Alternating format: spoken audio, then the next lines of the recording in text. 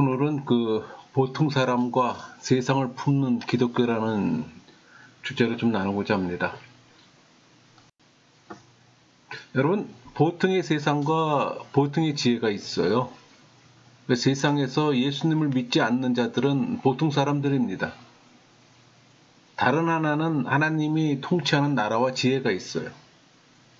예수님을 믿는 자들은 이상한 사람들이 되는 겁니다. 세상 사람들이 보는 관점에서는. 이 예수를 믿는 사람들은 세상에서 특별한 부류예요.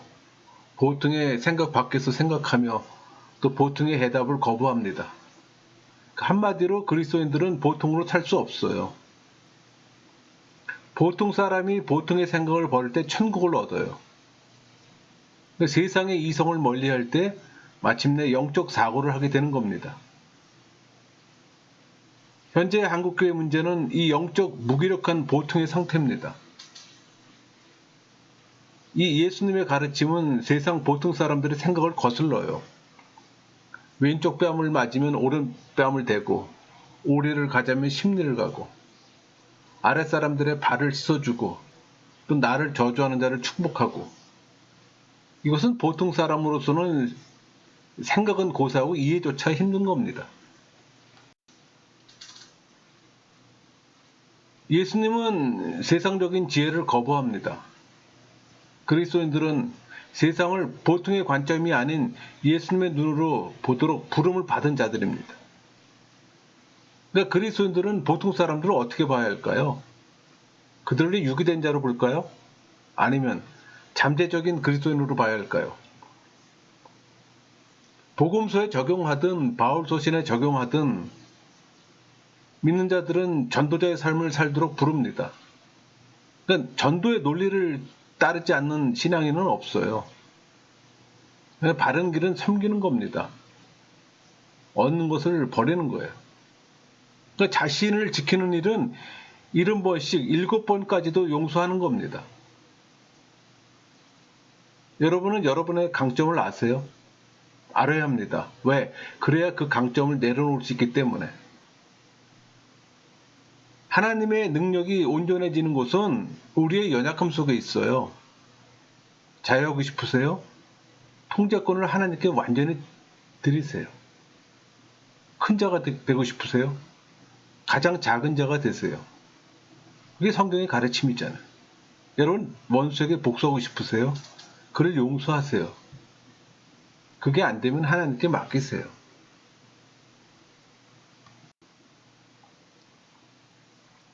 예수님은 상시적인 존재 기준을 많이 벗어난 분이세요. 온전한 인간이면서 또 온전한 하나님이잖아요. 그러니까 보통 사람들이 보면 이해가 안 되는 이상한 분입니다. 그분의 사랑의 메시지는 놀라운 정도가 아니라 바보같이 느낄 정도로 이상한 사람입니다. 그러니까 예수님이 생각하신 이 메시아상은 가족들마저 포기할 정도로 미친 겁니다. 여러분, 진짜 예수님을 만나면 보통의 상태로 복귀는 불가능해요. 그 믿음은 삶 전체의 혁명입니다. 여기 복음에 이상한 초청이 있어요. 이상한 사람 예수님이 여러분의 롤 모델이 되면 여러분도 점점 그런 부류가 됩니다. 보통 사람의 의미가 논리적이고 예측 가능하고 또 신중하고 안전한 것이라면 기독교의 영성은 보통의 사람과 하등 상관이 없어요. 기독교 가르침은 보통 사람이 보면 비논리적이고 손해보고 바보 같고 위험해요. 그러나 신앙의 세계는 예측불허의 유토피아입니다. 그럼 그리스도인들은 어떻게 살아야 할까요? 특별하게? 신비롭게? 아니면 상식을 초월해서? 예외적으로? 그러니까 예수님의 세계는 성령의 세계예요. 그러니까 성령의 지배를 받는 세계입니다. 예수님은 우리의 죄 때문에 돌아가셨어요. 이것은 예수님 세상과 지혜입니다. 그러니까 세상은 외모로 봐요. 이것이 또 세상의 지혜고, 그러나 하나님은 중심을 보시잖아요. 이것이 또 예수님의 지혜입니다. 그러니까 보는 것이 믿는 것이다. 이것은 보통 사람의 지혜예요. 믿지 않고는 깨달을 수 없어요. 이것은 또 예수님의 지혜고. 그러니까 하나님이 에스겔을 통해 이스라엘에게 심판을 선고하신 것은 그들이 나의 성물을 더럽혔기 때문이라고 말씀하세요. 더럽히다, 히브리어로 할랄입니다. 시작하다, 더럽히다 뜻인데 교회는 또 하나님을 더럽혔어요. 또 현대는 대형교회를 또 하나님 나라가 아닌 보통 나라의 성장으로 또 판단합니다. 그러니까 교회는 성령의 방법이 아닌 세상 방법으로 또 운영돼요. 여러분, 더럽히다는 히브리어 이 단어는 상하다 뜻도 있습니다. 그러니까 하나님을 더럽힐 때 우리는 또 하나님의 아픔과 또 상처를 보게 되는 겁니다. 그래서 우리가 상처를 내는 거예요. 하나님의 이름에. 그러니까 보통은 우리의 수단 방법을 다해 싸워야 할 대상입니다. 여러분, 우리 그리스도인에게는 보통이란 단어는 멀리할 단어예요. 그러니까 사실 세속에서 죽고 예수님에 대해 사는 과정이야말로 성경의 언어로 새 사람이 된다는 뜻입니다. 성경 말씀에 미지근하거나 보통의 교회는 존재하지 않아요. 우리 요한계시록 3장 16절 내가 이같이 미지근하여 뜨겁지도 아니하고 차지도 아니하니 내 입에서 너를 토하여 버리리라. 성경에서 가장 무서운 말씀 중에 하나입니다. 이 토하다는 이 말은 헬라어로 에메오인데 말씀 그대로 구토하다 그런 뜻입니다. 그러니까 다시 말해 하나님은 보통의 교회들에게 너희 때문에 내 속이 토할 것 같다 이렇게 말씀하시는 거예요. 여러분, 라우디게아 이 지역은 그 약점이 물이 없다는 게 약점입니다. 그래서 이 물이 부족한 라우디게아는 그 이웃 도시 히엘라볼리에서 그 온천으로부터 물을 끌어들여요. 또 골로새서에서는 그 눈 녹은 물을 또 공급받기도 하고. 그러니까 먼 거리에서 물을 공급하다 보니 오는 도중에 찬물은 미지근해지고 또 온천물도 또 미지근해지는 거예요. 그러니까 미지근하다, 그러니까 더 뜨겁지도 않고 차지도 않은 그 상태에 물을 공급받는 겁니다. 근데 여러분, 그 라우디게아 교인들이 그 열심이 없을 뿐만 아니라 그 영적으로 아무런 영향이 없음을 책망하는 내용이에요. 그러니까 이 말은 라우디게아 이 교인들에게 차든지 뜨겁든지 그 양자 중 하나를 택하라는 의미가 아니에요. 차든지 뜨겁든지 그 중간 상태를 택하는 그들의 이 미지근한 상태에 대한 신랄한 책망이기도 합니다. 사도 바울은 내가 어리석은 자가 되었다고 고백합니다. 그러니까 사도 바울은 예수님의 길이 미련한 길임을 또 일관되게 말했어요. 우리 고린도전서 3장 18절에서 29절 언급되는 내용인데 이 말씀 구절 그 몇 문단 뒤에 또 바울은 어리석은 개념의 배어 논리를 또 부연 설명하잖아요. 근데 여기서 그 어리석은 자가 되다 이 표현 사도 바울이 사용한 이 헬라어 모로스입니다. 모로스는 어리석은 자, 우둔한으로 번역해요. 그러니까 동일하게 또 그 말에는 제정신이 아니다, 미쳤다, 정신이 나갔다는 뜻도 있어요. 그건 바울은 나는 미쳤다라고 말한 셈입니다. 또 바울은 그에게도 미치라고 또 당부하는 또 그 결과를 초래하는 겁니다. 여러분, 세상에서는 그 미치다라는 은유를 보통 사람들의 삶을 자극하는 데 사용하잖아요. 그리스도인이란 예수님이 나를 미치게 하도록 의탁하는 자입니다. 우리 여기서 미치다라는 말은 더 이상 보통의 상태를 바라지 않는다는 뜻이에요. 그러니까 예수님의 제자란 예수님과의 사랑에 미친 자입니다. 그러니까 세상에서는 미친 사람들과 제정신인 사람을 이 판별을 정신과 의사가 하잖아요. 그러나 하나님 나라는 아닙니다. 보통인 것과 이 예외적인 것을 판별하시는 분은 하나님이잖아요. 그러니까 여러분은 전혀 실성하지도 않고도 이상한 사람이 될 수 있어요. 자신에게 물어보세요. 나는 이상한 사람인가? 또 주변 사람에게 물어보세요. 보통 사람인가? 아니면 예수님에게 미친 이상한 사람인가? 여러분, 예수님의 사람들은 둥글둥글 원만하지 않아요. 보통의 사고를 지닌 성경의 인물을 꼽을 정도입니다. 하나님의 사람들이 보통의 질서정연한 삶을 살지 않아요.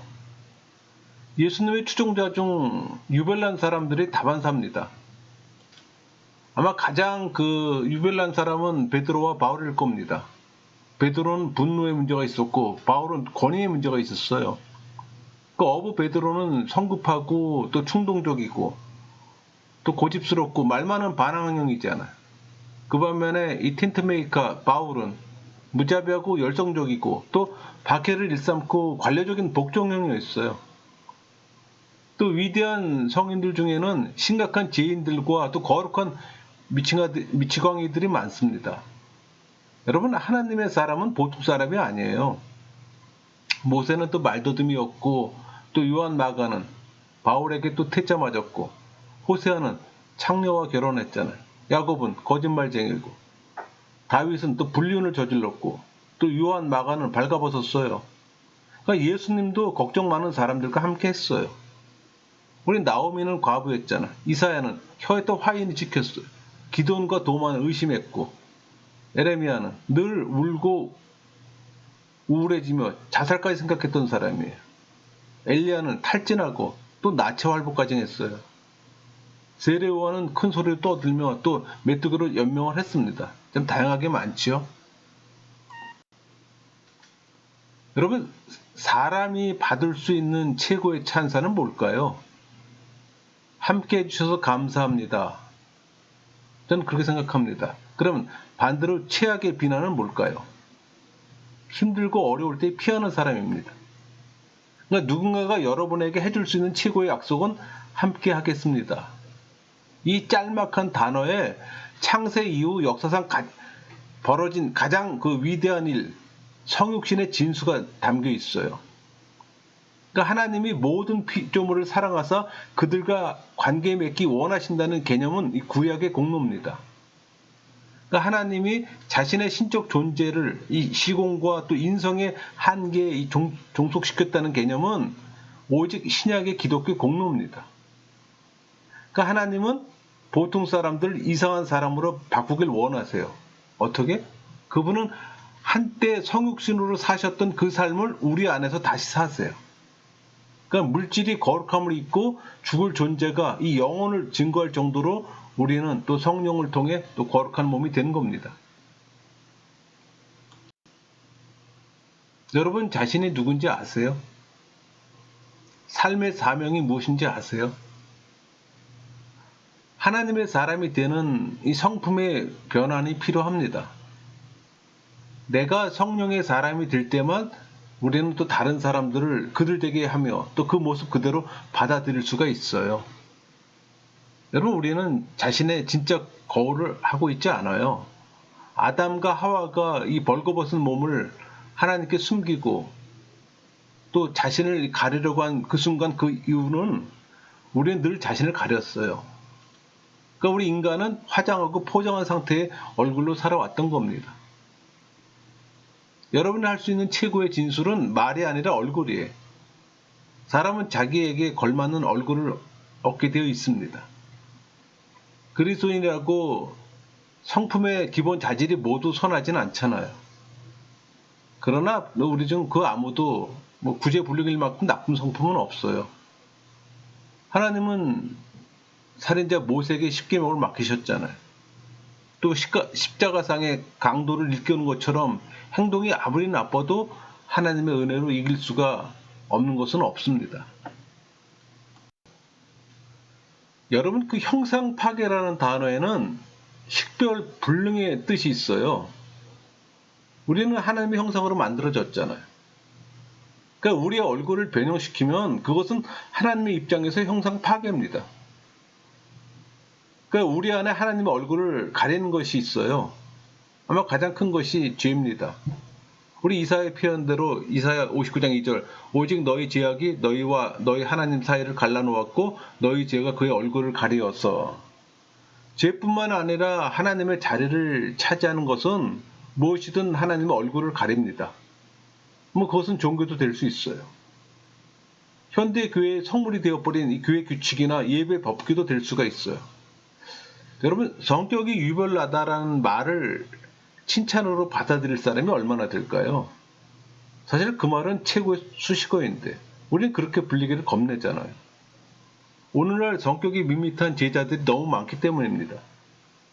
우리의 도덕은 성형사에 맞는 성형 도덕이에요. 그래서 그 사람보다 낫잖아, 그건 내 성격답지 않다, 이런 탄식이 나올 정도입니다. 여러분, 성격 있는 제자도, 성품에 기초한 참 제자도는 하나님의 얼굴을 취합니다. 예수님이 우리 얼굴에 참 자아의 어떤 소인을 찍으시는 동안 우리는 성품이 조합을 이뤄요. 그래서 경건 훈련이란 그리스도 형상을 입는 겁니다. 우리 갈라디아 4장 19절, 나의 자녀들아 너희 속에 그리스도의 형상을 이루기까지 다시 너희를 위하여 해산하는 수고를 하노니. 그리고 골로새 1장 28절, 우리가 그를 전파하여 각 사람을 권하고 모든 지혜로 각 사람을 가르침은 각 사람을 그리스도 안에서 온전한 자로 세우려 함이니. 여러분, 자기 형성은 스스로 자아를 변화시키는 겁니다. 근데 신형성, God Transformation은 하나님이 우리 자아를 빚으시는 거예요. 그러니까 우리 각자는 그리스도의 참 형상이 되도록, 예수님의 얼굴이 되도록 부름받았어요. 그러니까 우리에게 주어진 이 새로운 존재 안에서 예수님은 우리를 우리 자신으로부터 또 자유케 하세요. 그러니까 그리스도 안에서 내 존재를 발견할 때 우리는 진정 나 자신이 될 자유를 얻는 거예요. 그러니까 성령의 능력으로 그리스도의 성품이 전이 되는 겁니다. 그것이 그리스도인의 성숙이에요. 또 경건한 성품은 또 성령의 열매입니다. 여러분, 예수님의 지혜는 그리스도를 배우는 게 아니에요. 그리스도께 참여하는 겁니다. 그러니까 예수님의 지혜는 그리스도를 이식하는 겁니다. 그러니까 제자도의 가장 최고의 상태는 성육신이에요. 그리스도의 믿음을 입으면 우리 죄를 회개하고 또 버립니다. 그러니까 우리가 그리스도의 믿음을 받고 그리스도의 얼굴로 조성될수록 우리의 얼굴을 더 독특해지는 거예요. 그러니까 우리 안에서 성령이 커지고 그리스도가 증대되면 우리는 없어지는 것이 아니라 본연의 모습을 회복하는 겁니다. 이마고 데이. 우리 얼굴이 그리스도의 얼굴로 변화되면 우리는 모두 달라 보여요. 그러니까 예수님의 얼굴이 각자에게 달라 보이기 때문에. 여러분, 가난한 자가 예수님을 알게 되면 이 가난의 고통을 없애줄 부를 그 분 안에서 보는 겁니다. 그 반대로 부유한 자가 예수님을 알게 되면 자신을 탐욕과 이기심의 감옥에서 해방시켜 줄 후한 마음을 그분 안에서 보는 거예요. 그러니까 우울한 사람들이 예수님을 알게 되면 수렁에서 건져줄 희망을 그분 안에서 보는 겁니다. 삶이 그리스도를 닮아가는 거예요. 여러분, 기독교의 사명은 일상에 쉬운 답을 제시하는 게 아니에요. 그리스도의 신비를 의식하게 하는 겁니다. 그러니까 하나님은 지식의 대상이기보다 경의의 원천이에요. 또 교리란 신비의 관문을 여는 열쇠고. 그러니까 예수님을 따르는 삶은 번호로 표시된 길이 아니잖아요.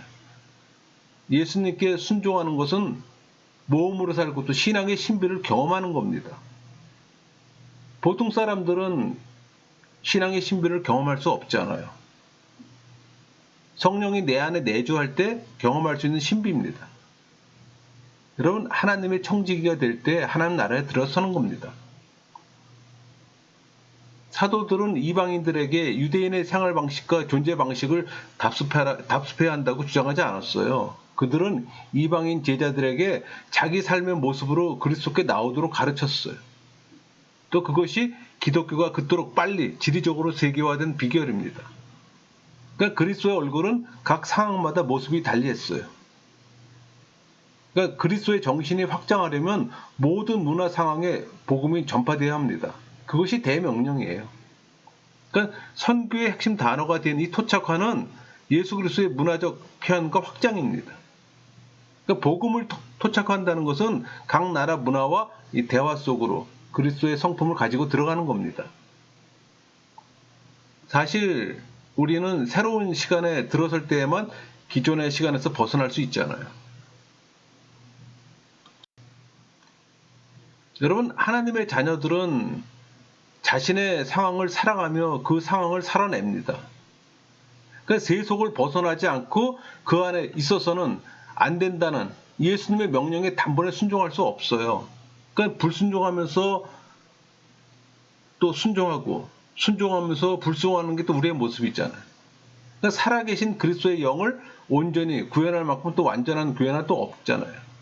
그러니까 모든 요소가 하나님께 연락된다고 생각한다면 복음은 또 문화에 묻혀버려요. 사실 문화는 고칠 것도 많지만 거부할 것도 많아요. 여러분, 그리스도를 닮아가려면 때로는 인종차별 문화 속에서 또 그리스도께로 귀를 기울여야 합니다. 때로는 예술 문화 속에서도 그리스도께로 또 귀를 기울여야 하는 거고.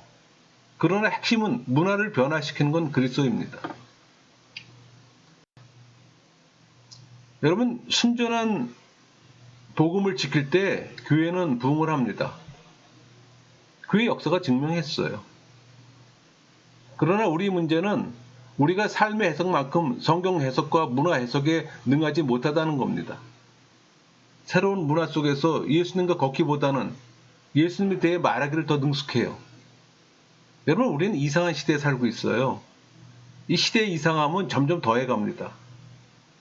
문화적 혁신과 변화에 대한 이 교회의 반응은 예수님과 참여가 아니라 정죄와 분리입니다. 교회의 전쟁은 폐쇄와 개방 사이의 전쟁이에요. 이 전쟁은 모든 교단, 모든 교회에서 벌어지고 있습니다. 여러분, 교리의 싸움은 표출된 한 단면일 뿐이에요. 개방과 폐쇄를 함께 가동해야 하는 겁니다. 그것이 지혜예요. 이건 복음의 양면성이자 복음의 특성이기도 합니다. 그러니까 개방은 미래를 직시하는 거라면 폐쇄는 과거에 의지하는 거잖아요. 그러니까 하나님은 애굽의 질서에서 끌어내 광야의 혼돈으로 인도하세요. 그러니까 우리는 언급결에 미래로 떠밀릴 것이 아니라면 미래에 대해 대화하고 논의하고 토론해야 하는 겁니다. 기독교야말로 이 일에 능해야 되는 거예요. 그러니까 믿음의 선조들은 후퇴할 때가 아니라 전진할 때 하나님을 만났습니다. 여러분, 우리 상황은 초대교회랑 닮았어요. 다시 말해서 오늘의 문제 해법은 다시 1세기로 돌아가는 겁니다. 1세기 복음이 어떻게 세계로 뻗어나갔는지 그걸 우리가 이해한다면 우리는 더 준비된 모습으로 세상에 또 복음을 확산시킬 수가 있는 겁니다. 오직 예수님만이 길이요 진리요 생명입니다. 아무도 성령을 막을 수는 없잖아요. 그분이 원하신 대로 전혀 뜻밖의 장소에서 때로는 전혀 뜻밖의 사람들 안에 그리스도가 살아나게 하십니다. 여러분, 기독교를 수용케 하는 것이 성령이잖아요. 또 성령은 장벽을 무너뜨리고 또 고정관념을 깨뜨리고 또 자유케 합니다. 그러니까 성령이 있으면 자유가 있어요. 또 동일하신 한 분 성령이 우리를 또 감화해줘 주 그리스도를 따르게 하잖아요. 그러니까 예수 그리스도는 우리에게 열방을 수용케 하시고 또 뜻밖의 장소에서 그분의 임재를 또 체험하게 합니다. 여러분, 거부하는 행동에 반응하는 최선책은 최대한 수용하는 겁니다. 거부적 공격에 대응에 거부하면 싸움이 지는 겁니다. 공격에 대한 응답은 용기예요. 증오에 대한 응답은 사랑이고 거절에 대한 응답은 철저히 수용하는 겁니다. 그러니까 예측과 상상이 가능한 수준에서 거절하고 닫아 걸고 밀쳐내서는 안 되는 겁니다. 여러분, 복음은 문화에 적응할 것인가? 그 말은 효과적인 이 복음 전달 위에 새로운 범주를 수용할 것인가 하는 문제예요. 그러니까 기독교는 이 민족의 정체성을 해치지 않으면서 기독교 문화에 속하게 해주는 흡수성 문화예요. 여러분, 세계라는 말을 들어도 싸우는 사람이 있어요. 그냥 세계화 말 자체를 거부하는 사람이 있어요. 그 반면에 이 세계화를 정의와 평화 길로도 보는 사람도 있습니다. 뭐 어느 쪽이든 진리는 아니에요. 또 세계화가 제국주의와 같다고 생각할 필요도 없어요. 세계화는 빈곤 근절에도 기여할 수가 있습니다. 긍정적인 면에서. 또 가난한 자들을 그냥 가난하게 놓아둘 수는 없잖아요. 그렇다면 그들을 세계 경제에 제쳐놓으면 안 되는 겁니다. 예수님의 세계화 시각은 물질보다 자유를 뜻하지만 그래도 이 세계화는 풍요를 가난한 자들의 유익으로 전환할 수 있는 최고의 희망입니다. 여러분, 수용의 그 어떤 주요 동력은 정체성과 관심이에요. 그래서 세계화가 되면 될수록 우리 행동은 더 민족적이 됩니다. 그래서 미래는 민족적, 국가적, 종교적, 인종적 자긍심으로 가득 찰 겁니다. 모든 문화에 적용되는 보편의 기준들과 진리가 있어요. 여러분, 내 현실과 현실 사이에는 차이가 있잖아요. 사실 다른 사람의 입장이 되어보는 것은 상대론이 아닌 절대 진리의 전략입니다. 교회가 당면한 최대 과제 중 하나는 진리의 고아가 되어 상대론의 어떤 미로에서 방황하는 사람들을 구하는 거예요. 이 상대론은 절대 진리인 예수 그리스도를 통해 상대화되었습니다. 그러나 절대 진리에 대한 믿음이 꼭 진리의 전략만은 아니에요. 우리 역사상 최악의 악인들 중에도 상대주의자가 아닌 도덕적 절대주의자들이 있었어요. 대표적인 게 히틀러나 오사마 빈 라덴이 그 증거일 겁니다. 여러분, 사역은 이해시키는 데서 시작되는 거 되지 않고 다른 사람들을 이해하는 데서 시작됩니다. 그러니까 개혁의 패러다임이 있다면 순전함이 목표입니다. 그러니까 선교 패러다임이 있다면 소통이 목표예요. 그러니까 성경적 모델은 개혁적이자 동시에 선교적이에요. 여러분이 선교 안에 있다면 수단은 모두 하나님이 공급하세요. 그러니까 더불어 함께는 관계적 단어고 모두는 선교적 단어잖아요. 그러니까 모두와 함께라는 이 또 단어에 대한 철저한 오해로 또 종교 전쟁이 있었어요. 또 앞으로도 종교 전쟁은 계속될 겁니다. 여러분, 함께라는 단어가 예수님께 얼마나 중요했는지 눈여겨본 적이 있어요? 예수님은 끊임없이 사람들에게 함께하자고 하셨어요. 그러니까 예수님 산에 올라가 밤새도록 기도하신 후 제자들을 함께 있게 하셨습니다. 그분은 두세 사람이 함께 모인 곳에 자신도 함께 있겠다고 약속하셨잖아요. 우리 예수님이 마가복음 3장 14절 이에 12를 세우셨으니 이는 자기와 함께 있게 하시고 또 보내사 전도도 하며. 그러니까 예수님은 이 함께함의 초점을 내면에 두실 때도 있어요. 그게 우리 누가복음 10장 21절 말씀이잖아요. 하나님 나라는 너희 안에 있느니라. 또 그런가 하면 예수님은 삶의 경험을 다른 사람들과 함께 또 나누기를 좋아했어요. 그러니까 예수님은 교사나 랍비보다 영적 스승으로 부르는 게 맞아요. 교훈을 가르치는 것이 아니라 1차적으로 사람을 만나세요. 그분은 또 열정적으로 사람 중심입니다. 예수님은 전인격적 관계를 맺으세요. 그러니까 예수님의 영 자체가 전달되는 거예요.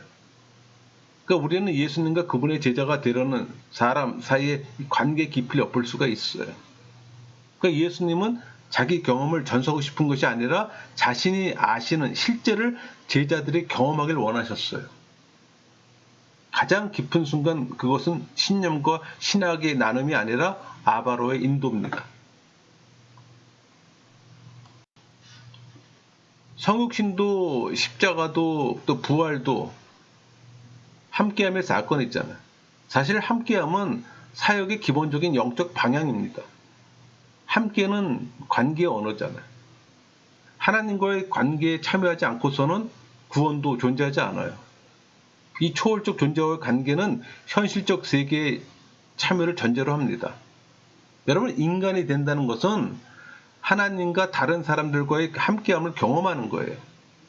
그래서 교회의 도전은 기관이 되기보다는 공동체가 되는 겁니다.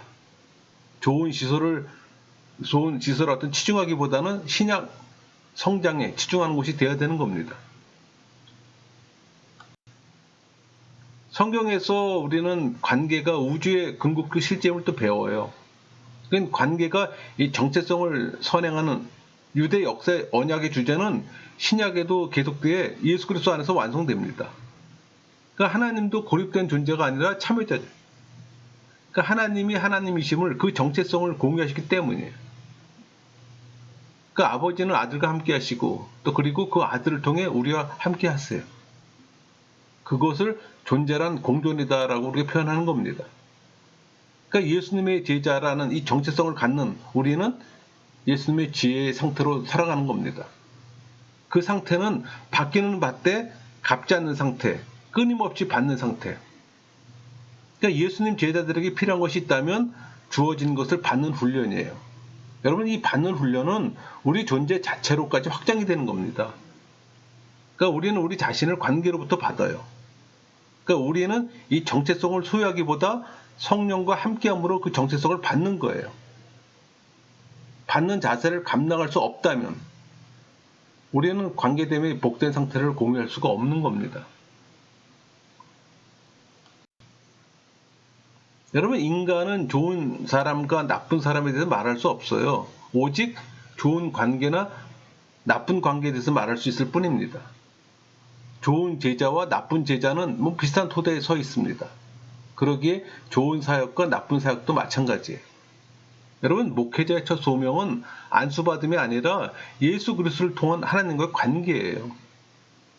사역의 길을 가는 것은 하나님과의 관계가 우리 안에서 행하셨고 또 지금도 행하고 계시기 때문입니다. 그러니까 예수님에게 미친 제자들에게는 이런 함께함이 사실적으로 와닿아요. 로마서 12장 5절, 이와 같이 우리 많은 사람이 그리스도 안에서 한 몸이 되어 서로 지체가 되었느니라. 그리스도의 아픔은 또 나를 찌르고 그리스도의 침묵은 나를 또 깨워요. 여러분, 예수님의 가장 이상한 말씀은 원수를 사랑하라는 겁니다. 우리는 친구 관계와 원수 관계에 대해서 말했잖아요. 근데 예수님의 제자들에겐 둘이 하나입니다. 진정한 그리스도인은 친구보다 원수에게 더 헌신적으로 사랑한다고 말할 수 있는 사람이에요. 초대교회도 로마 황제 네로를 위해서 기도했어요. 여러분, 교회는 이상한 집이에요. 한 종류가 아니라 다양한 사람들로 모여 있잖아요.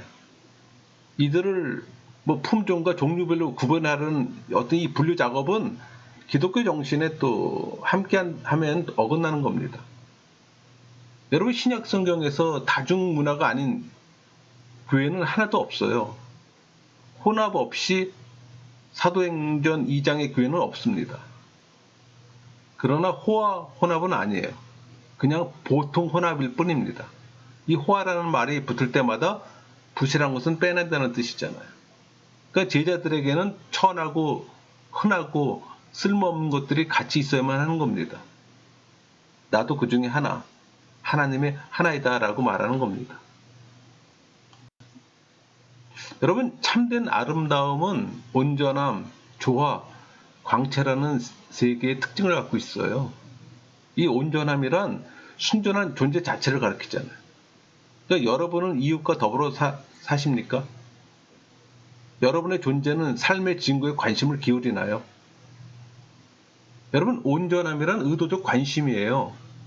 고난받는 자에게 관심을 베푸는 것은 극히 드물어요. 또 그것은 기적에 가까울 정도입니다. 아니, 기적이라고 말할 정도로 희박하다는 얘기예요. 조화란 사물 간의 관계에 대한 존중을 말하는 겁니다. 서로 이어진 세상에서 우리가 서로를 짊어지고 가지 않으면 우리는 저 멀리 휩쓸려 가버립니다. 그러니까 함께함의 조화는 영적 현실을 인종 간 화해나 사회 정의 같은 물리적 현실과 구분하지 않아요. 우리 누가복음에 나오는 그 부자의 죄, 누가복음 16장에 나오죠. 그 부자의 죄는 자기 형제가 다섯인 줄 알았어요. 그러나 실은 6이에요. 그 하나는 집 없고 가난한 거지가 그 6번째 형제인 겁니다. 여러분, 심판대에서 예수님이 친히 이렇게 물으실 때 우리가 판단을 받을 기준은 바로 이거예요. 내가 지릴 때 너희가 먹을 걸 줬니? 내가 목마를 때 마시게 했니? 내가 나그네 되었을 때 영접했니? 이거예요. 여러분, 그런 삶을 사셨습니까? 또 광채 속의 함께함이란 우리의 지식과 소통의 명료성입니다. 그러니까 온전함과 조화를 아울러 우리는 큰 소리로 꺼리낌 없이 말해야 합니다. 여러분, 광채의 신비는 예수 그리스도 복음의 또 다른 이름이기도 해요. 그러니까 복음 자체가 광채의 신비입니다. 여러분, 무지개는 희망의 상징이나 평화의 상징으로 주어진 게 아니에요. 무지개는 약속의 상징입니다. 무지개가 하늘에 놓인 것은 하나님이 인류와 맺으신 언약을 하나님께 일깨워주는 거예요. 무지개를 보실 때마다 하나님은 우리가 살아가는 이 모습에 짜증이 나심에도 불구하고 창조 세계를 저주에 말살하지 않으세요. 여러분, 주변을 둘러보며 망하는 인생들을 본 전도서 기자는 말하잖아요. 7장 15절. 내 허무한 날을 사는 동안 내가 그 모든 일을 살펴보았더니 자기의 의로움에도 불구하고 멸망하는 의인이 있고 자기 악행에도 불구하고 장수하는 악인이 있으니, 자기 잘못이 전혀 없어도 삶에 어려움이 있음을 잘 알았던 욥은 이 무지개를 통한 하나뿐인 구명줄을 잡고 있었던 겁니다. 욥기 21장 7절. 어찌하여 악인이 생존하고 장수하며 세력이 강하냐. 심지어 예수님도 무너진 무지개를 아셨어요. 우리 마태복음 27장 4절. 나의 하나님 어찌하여 나를 버리셨나이까. 여러분, 감옥에서 사도 바울은 이 부서진 무지개의 비결을 배웠다고 말했습니다. 그 비결이 뭘까요? 모든 상황에 자족하는 비결, 그러니까 모든 부서진 이 무지개를 견디는 비결은, 바울의 비결은 이 빌립보 4장 14절에 잘 표현되어 있어요. 내게 능력 주시는 자 안에서 내가 모든 것을 할 수 있느니라. 약속의 말씀을 잡고 있는 겁니다. 비결은 극히 단순하면서도 또 복합적이고 또 신비로워요. 누가복음 18장 27절. 이르시되 무릇 사람이 할 수 없는 것을 하나님은 하실 수 있느니라. 여러분이 하나님의 사람이라면, 우리 고린도전서 3장 21절. 만물이 다 너희 것임이라 믿으세요. 하나님은 여러분의 삶 속에서 에베소 3장 20절. 우리가 구하거나 생각하는 모든 것에 더 넘치도록 일하기를 원하세요. 그러니까 하나님은 모든 쓸 것을 채우세요. 이 모두 이 단어야말로 부서진 무지개를 넘는 비결입니다. 여러분, 그리스도의 율법이란 말 들어보셨죠? 사랑을 말하는 겁니다. 예수님의 우리 고별 계명이 요한복음 13장 34절 있잖아요. 새 계명을 너에게 주노니 서로 사랑하라. 내가 너희를 사랑한 것 같이 너희도 서로 사랑하라. 세상에 미쳤다고 말하는 사랑, 여러분을 미치게 하는 사랑입니다. 여러분, 사랑의 원조는 예수님이 있잖아요. 근데 예수님은 터무니없는 사랑으로 사람들을 미치게 하세요. 그분은 아무도 막을 수 없는 무분별한 사랑으로 소문이 자자해요. 이 예수님의 사랑은 끊임없이 또 사람들을 더욱 경록해 합니다. 그분은 제자들에게 자신이 시작하신 일을 계속하라고, 그들 또한 세상의 제일의 사랑의 전파자가 되라고 명령하세요. 그러니까 하나님은 우리에 대한 사랑에 미치신 분입니다. 우리 총독 베스토는 바울에게 그의 복음이 미쳤다고 말했어요. 여러분, 세상에서 가장 위험한 인물이 누굴까요? 테러리스트일까요? 아니에요. 모든 이에게 사랑에 미친 위력으로 보통의 세계에 사랑의 폭탄을 투하하는 분입니다. 예수님이잖아요. 여러분, 그리스도는 미쳤어요. 예수 그리스도에게 모두 미쳤어요. 여러분은 미칠 만큼 지혜롭나요? 말씀을 마치겠습니다.